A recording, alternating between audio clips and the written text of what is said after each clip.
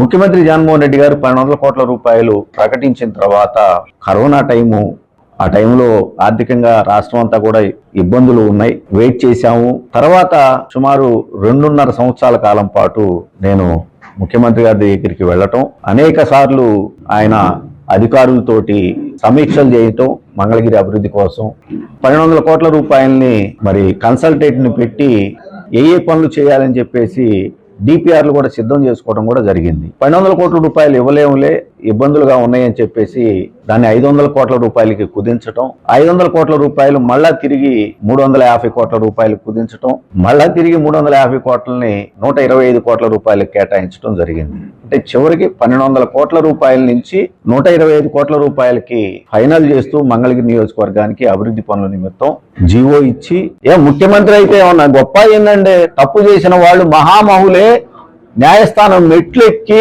శిక్ష అనుభవించారు ప్రజాస్వామ్యంలో.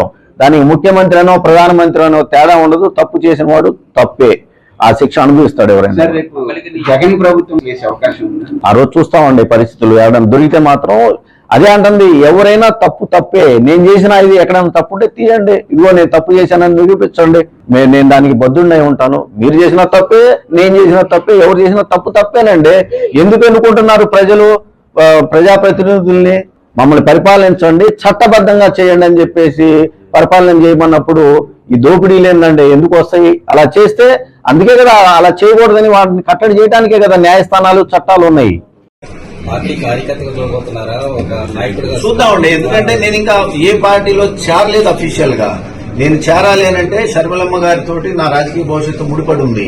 షర్మిలమ్మ గారు తీసుకునేటువంటి నిర్ణయానికి అనుగుణంగా నేను నిర్ణయాలు తీసుకుంటాను కాబట్టి ఆ రోజున ఆ పార్టీ తీసుకునే నిర్ణయాలకి అనుగుణంగా నేను పనిచేయాల్సి వస్తుంది. కాబట్టి ఖచ్చితంగా నేను ఆ రోజున ఏ నిర్ణయం తీసుకుంటానో ఆ నిర్ణయానికి పనిచేయాలి.